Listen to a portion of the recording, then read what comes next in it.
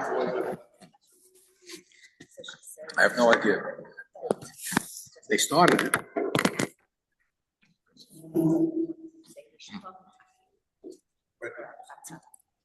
I think they merged with somebody else.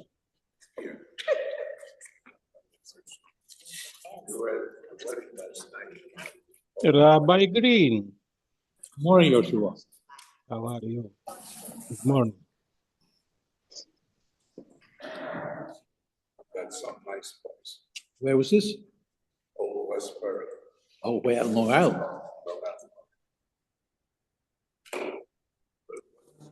Some territory.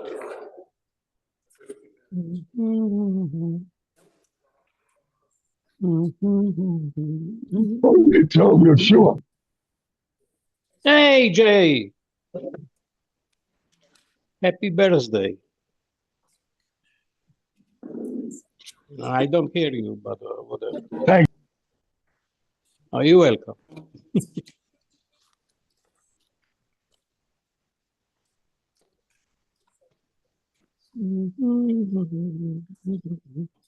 Ready to start, Manny? Yeah. Oh, you are. No announcement?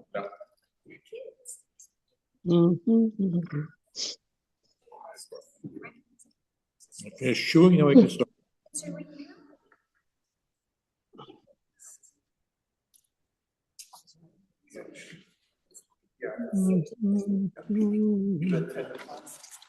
Okay, good morning, everyone. Good morning. The topic of this morning's discussion is basically a topic as well known to everybody, but I want to delve into a little bit deeper to understand the origin of the halachos, where it comes from. You know, they tell a story that Moshe is up in Har Sinai receiving the Torah from Hashem, and Hashem tells Moshe, Lo savashel gedi b'chalei vimo. Don't boil a kid in its mother's milk. So Moshe says to Hashem, does that mean you can't eat meat and dairy together? Listen, Moshe. Lo savashel gedi b'chalei vimo. Does that mean you can't cook them together? Moshe, listen carefully. Lo savashel gedi b'chalei vimo. Does that mean you can't have any benefit from meat and dairy cooked together? Okay, have it your way. That's the joke part of it. The truth is, the pasuk of Lo savashel gedi b'chalei vimo is the basis for our separation of meat and dairy. It's repeated 3 times in the Torah in 3 different places. And as a result of that, the rabbis interpret 3 basic halachos. A, you can't cook it together. B, you can't eat it together. And C, you can't derive benefit from it. Now, when it talks about not eating meat and dairy together, we'll understand it. But the logical next question is there any requirement to wait in between eating meat and dairy? And that's where the discussion gets sticky. Ultimately, you can eat meat after you eat dairy. If you eat dairy, you can eat meat right after, as long as you clean your mouth, wash your mouth out. Question is, when can you eat dairy after you finish eating meat? Because meat, apparently, has a greater tendency to stick around in your mouth. Pieces of meat get stuck in your teeth. Bear in mind that until recently, oral hygiene was not practiced throughout the world. And that's why you have so many pictures of people from the years gone by missing teeth, because they simply pulled out teeth, or they rotted, they fell out, because they didn't clean their teeth. They didn't have toothbrushes and toothpaste and mouthwash and so forth and so on. And oral hygiene simply was not practiced. Occasionally, if you got a piece of meat stuck in your tooth, that's where toothpicks came from. Take a branch and you take it out of your mouth. But other than that, the question is, how long do you have to? There's nothing specifically stated in the Torah, nor in the Gemara, as to how much time has to elapse in between eating meat and dairy. And let's take a look at the Gemara itself. The Morning Chul, Kuf Hey and Aleph. Rav Chisda says, if you eat meat, you may not immediately eat dairy.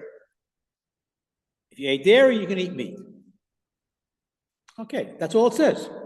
If you eat meat, you may not eat dairy right afterwards. So what does it mean, quote unquote, right afterwards? How much time has to elapse between eating meat and eating dairy? So there's a famous expression there, which everything is based on, Mar Ukva. Mar Ukva says that my father would not eat cheese for 24 hours after eating meat. He would wait 24 hours before he would eat dairy after he ate meat. So I am not like my father. The expression he uses, I'm like vinegar, the son of wine, compared to my father. My father was a great man. He waited 24 hours. Me, I wait l'seuda achrita. I wait for the next meal. And then I can eat dairy after eating meat. So from this, the obligation was derived that you wait until the next meal for a period of time. It's not clarified how long that time is. You want the American plan or the European plan? How many meals a day did you eat? 2 meals a day, 3 meals a day, 5 meals a day, 3. It depends on, apparently, not apparently, it's not clarified in the Gemara what Suda Achrita means. And the Rishonim give different reasons why you have to wait. And it's very obvious. Obviously, meat sticks in your teeth, certain meat more than others. And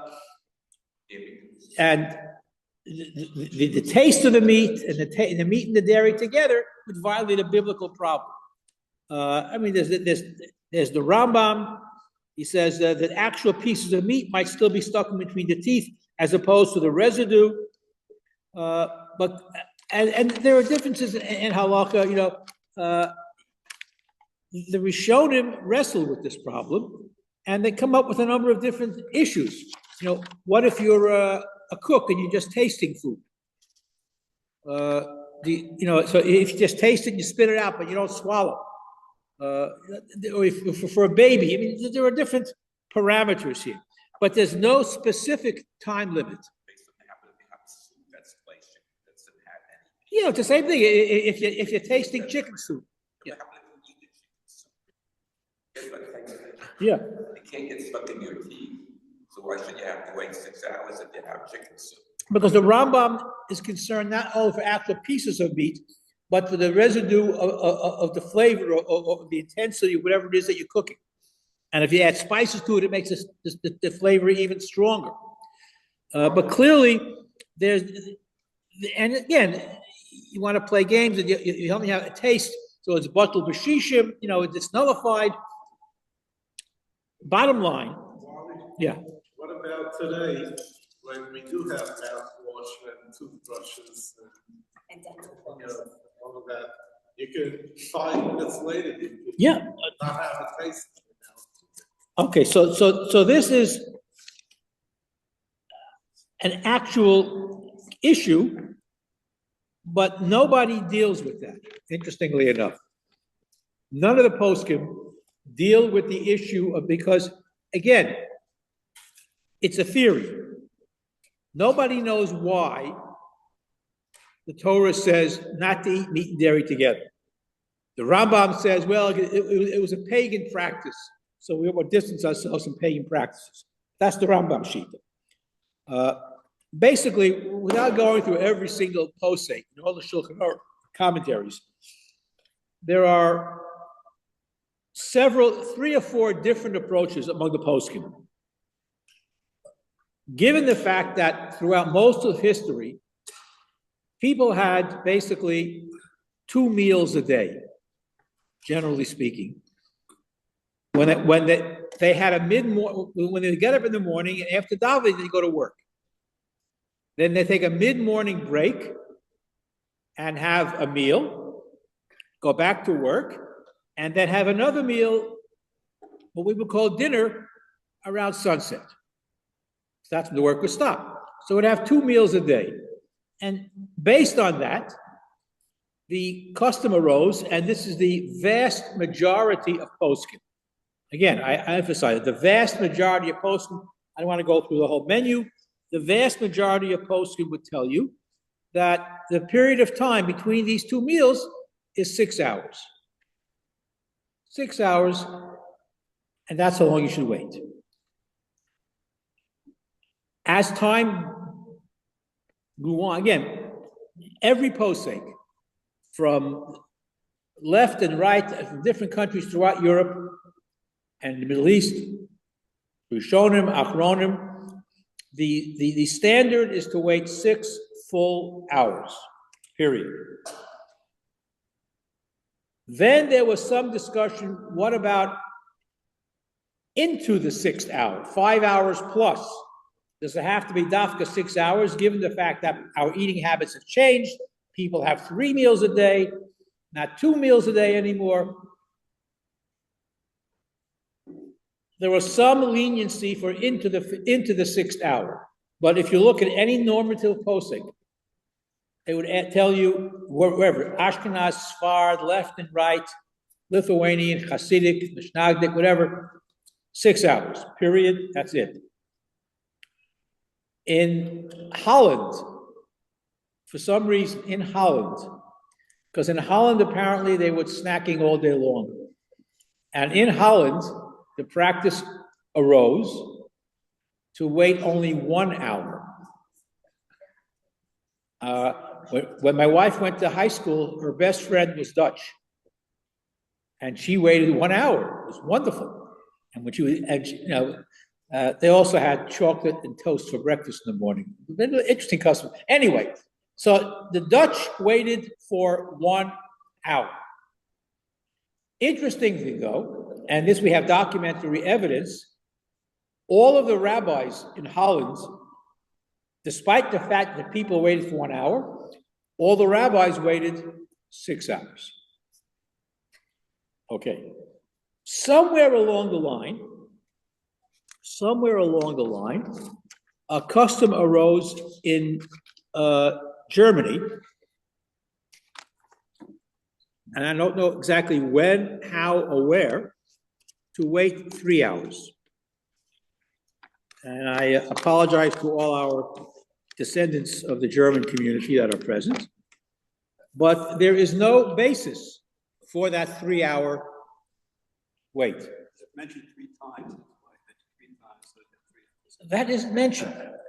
And what's fascinating, even though the population in Germany was accustomed in recent times to wait 3 hours, and even I say it would go back a few hundred years more than recent times.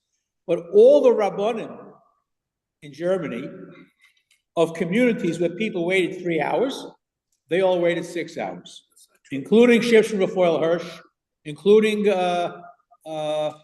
what's his name? Rav Schwab, Rav Gelli.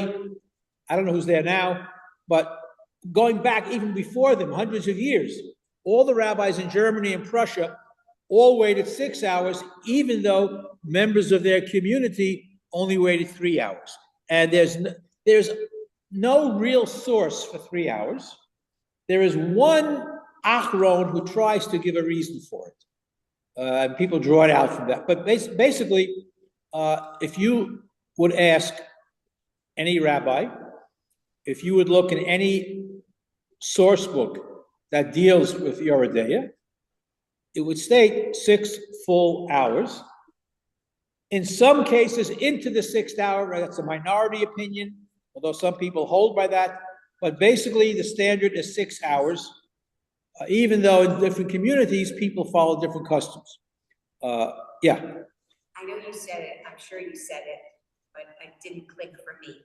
Did you say that the 6 hours is because people used to only eat 2 meals and that would be the spread of 6 hours? Like, what was that for? Okay, because the Gemara only says, see, this is the problem. The Gemara is not clear. The Gemara says after eating meat you can't, this is Mar Ukva. Mar Ukva states that I ate dairy, the Seuda Achrita, the next meal. So it depends when is your next meal. Now, again, if you hold like the Rambam and others that it's a question of just waiting long enough for the meat taste to disappear from your mouth, and how long does that normally take? That's a scientific question. How long, if you have actual meat stuck in your teeth, is it bottled after 6 hours or 3 hours? Or how long does that process take? So the Gemara the Gemara simply says, Seuda Achrita, the next meal. Not to be like silly, it's a real question. It's a serious. No. What if someone has false teeth, tops and bottoms? You can take them out, you can clean them, like then. Except that you saw the taste in your mouth. Okay, but the better question is, in contemporary times, people brush their teeth, people use mouthwash. Okay, not back then. So would the halakha change now, given the fact that our oral hygiene practices are much better? People, after having a meal with stringy meat, and the meat stuck in your teeth, so you brush your teeth. You don't want to walk around with the teeth stuck full of meat or a taste in your mouth. So does that mean, again, can I go out and have a cheese sandwich right after I had my steak? Now, theoretically, if you wash your mouth and you clean your teeth, if that's the reason, we have two issues here. Number one, the Torah does not state in any definitive manner how long you have to wait. It says don't eat them together. But how long do you have to wait in between is not stated. In the Gemara, it's also not stated. It says the next meal. And then the Rambam comes in and says, well, it's a question of how long it takes for the meat to get out of your taste, get out of your mouth. Yes, ma'am. I've heard from many sources that the reasoning why they use 3 hours for getting one out of the Dutch definition, it's not the taste in the mouth. Yeah. It's a digestion system. Okay. And it is a fact that the food is out of the stomach already after about an hour. That's where the Dutch come from. That it's out of the intestines, the small intestines, already after 3 hours, and that's where the concept comes from. Okay. It's a matter of, and your digestive tract is not considered part of your body. It is a separate system. That is an interesting theory. And I've heard that from many sources. And I disagree with you that none of the Yeki Rabbanim wait 3 hours. That's not true. Which one did? Tell me which German rabbi doesn't wait 6 hours? My uncle, Diane Greenfield, also Rabbi I'm not Schwab did not wait 6 hours. I'm pretty sure he did. And Gelly, he wasn't the Yeki. He wasn't the Yeki, all right. That's his excuse. He wasn't the Yeki. Okay, but even if Schwab was Samson Raphael Hirsch, wait 6 hours. I think he'll be waiting 3. No, there I can tell you definitively not. He wrote in Chorev 6 hours. What's that? Could be, but Shimshon Raphael Hirsch is the progenitor of all the Yekim and Hagim. Theoretically, he was the man who established the Frankfurt am Main community for the Germans, and he wrote very clearly 6 hours. Again, but to me, what reasoning that the science between meals 6 hours is no scientific. Okay, so that to me scientifically, you might be correct. That's more of a reason that they. Except that this is not brought down in any of the Sifrei Halach. So nothing's brought down in Sifrei Halach. Well, the Rambam would agree with you. The Rambam would say until the taste is out of your mouth, forgetting about the digestive tract, that's irrelevant. The digestive tract is really irrelevant. It's in your mouth. Your mouth is where you eat. No one has the taste of meat in their mouth for 6 hours. That's why after 6 hours you can have milchiks. Even if they're not, there's no taste in your mouth. It depends what you eat. It depends on how, if there's meat stuck in your teeth. Sometimes, hours after you've had a steak sandwich, you can still feel a piece of meat stuck in between your teeth sometimes. It can happen. Again, all I'm suggesting is because the Torah did not specifically set any boundaries, and the Gemara in Chulin is very non-specific. It's simply, again, you don't eat them together, fine. How long do you have to wait? There's only one discussion there. Mar Ukva says, my father used to wait 24 hours. I'm not as frum. I'll wait till the next meal. So the whole discussion among all the poskim, how long do you wait in between meals? 5 hours, 6 hours, 3 hours, 1 hour. But if the normative standard, with the possible exception of the Dutch and the Germans, where again, the German thing is very fascinating because, I can give you the list. I have it here of all of the German rabbanim who waited 6 hours. I can find it here. 1 second. I have to look up the Marim Bekomos. But from day one, I don't remember. But the early Achronim who were in Germany all waited 6 hours. Rav Hirsch himself waited 6 hours. Where is here? Okay, people got him. And also in the wintertime, the days are shorter.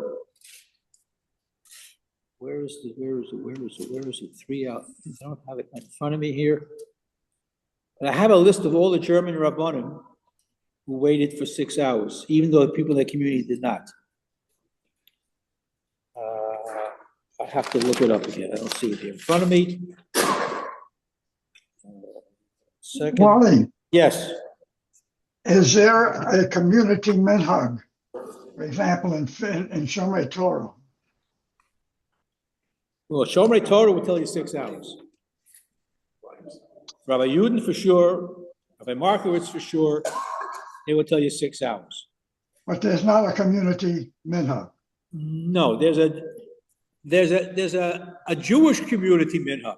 The Ashkenazic, the normative Ashkenazic community would wait 6 full hours.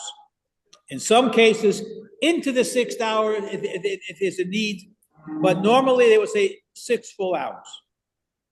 Germans, again, their custom is 3 hours. It's not as clear in any of the regular halakhic sources as to the source of this 3 hours. You can theorize all you want, but the poskim have not discussed it at any length. Yeah. Yes. Why do we put chicken in the same category? So chicken is an interesting discussion. There's a separate machlokas in the Gemara Chulin as to whether or not poultry is considered meat. And Rabbi Yossi Haglili, who was a very fine Jew, paskin that poultry is not considered meat, and he would have, poultry with dairy. And his community also did, until the Rabbanim set him straight and said, you can't do that. Because the general sock was that poultry is considered like meat, and this whole drush is a psukim, so it's a Gemara Chulin that raises this question. But Rabbi Yossi Haglili said it wasn't, and he was overruled. So you have the Yossi Haglili versus the Chachamim win. So poultry is definitely considered meat. Yes. Is there a digestion component to this also in terms of how you digest? And number two, is certain things that you eat also get stuck in it. Yes. As well. Okay, but it's physically, the dairy is usually easier to digest than meat. That's what I'm saying. And the residue, the only problem, the only dairy that might get stuck in your teeth is hard cheese. And yeah, hard cheese you have to wait long. but we don't, today, we don't have what the Gemara calls hard cheese anymore today. None of our cheeses today qualify as hard cheese. Our cheeses are all soft. They had literally hard cheese. It was rock hard. And they have to chip it off to eat it. Today, all our cheeses, even American cheese, is all considered hard, a soft cheese. So it's not considered hard cheese. But then again, the digestive component is not mentioned in the Gemara. They're only concerned about the physical remnants in your mouth, whether it's taste or whether it's actual pieces of food. Again, oral hygiene not being what it is today was certainly responsible for many rabbis saying you have to wait until it cleans your teeth or you eat or snack in between and get it out of your mouth. The taste is still, the meat taste is still there. So there's a taste component as opposed to a digestive component. Because eating and digestion are two separate things. And the Gemara is only concerned about the eating part. You can't eat meat and dairy together, separate time in between. The digestion part, again, the Rambam kind of indicates like that, but we don't prosecute now. It's a physical issue. Yeah, you have another question? Okay. But again, I wanted to share that it's not necessarily the physical aspect of whether the food remains there today, since we brush our teeth and have mouthwashes and so forth, but the normative accepted amount of time between meat and dairy is 6 hours to fulfill the biblical commandment of not eating meat and dairy together. And together means separating it by 6 hours. If your community custom is 1 hour or 3 hours, that's what it is in your particular community, but it's normative Ashkenazic poskim. Any rabbi would tell you 6 hours. Wally, Yes. what about plant-based hamburgers and hot dogs? Not meat. So we don't consider that at all No. in this one? Okay. No. The only issue you have with plant-based meat is the issue of marasayif. Wow. Having a cheeseburger at a dairy restaurant, doesn't look right, but it's certainly permissible. It's certainly permissible. What's that? I serve cheeseburgers. I can't hear you. I said I serve cheeseburgers. Yes. Okay. I remember years and years ago when it was first came out with it.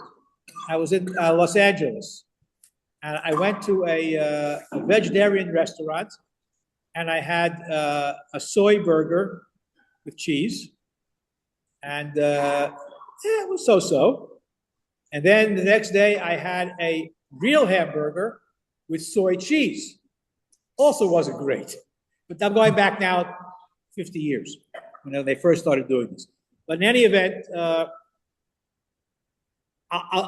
our eating habits have changed. We have 3 meals a day, usually.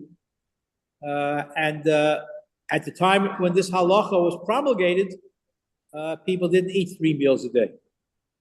So that might explain where the 6 hours came from. Yeah. It was a restaurant on the island that served inflation restaurant. Right. And it served fake cheese. Yeah, you can do that. And there are many flesh restaurants today that still do that.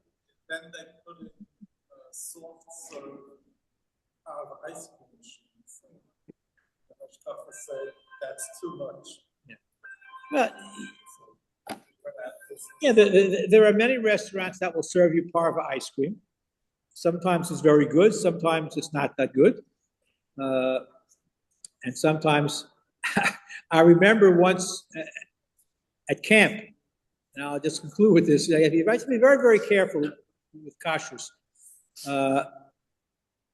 At camp, we had cholent for lunch and then deli. Have a dessert. We had what we thought was parva ice cream.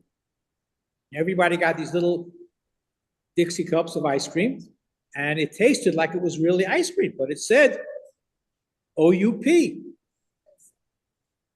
Pesach. Don't ask what went on there. Mashkiach was fit to be tied. They made a mistake. OUP meant Pesach, not Parv. But it was good ice cream. Okay, if there are no other questions, have a great day. Enjoy your milkshakes and flakes. Just keep it separate. Thank you. Thank you. Scott. Have a good day. You too. Thank you. Have a resumen? Yeah, bench on it, please. Rabbi Seinevarech. Yishem Melrach Metov Yad Olam. B'shus Kol B'suvin Kan V'reish Chal Mishalom. Rosh Chal Mishlot V'chayinu. B'chaton Me'ul Mazones. Ol V'kol V'b'nim B'ches Arach. V'hu Nosi Lech. V'chol V'sot Kiyol Chasto. Who's to Vo HaGadol. Tomi Yom Chazan. Rishon HaGadol. He who has honor from Eis Lakol V'kiv Lakol V'chil Mazon L'chol B'yosov Asher Boro. V'chato Adonai Hazon Es HaKol. No del. Ya brisko shechosam. V'al hakol. Baruch ato Adonai al ha'ores v'al hamazon.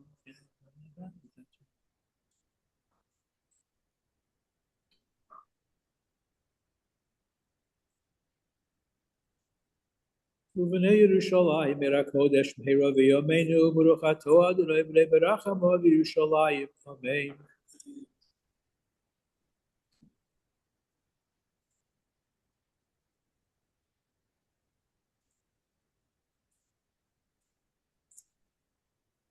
Miko tov yolama yechasreinu.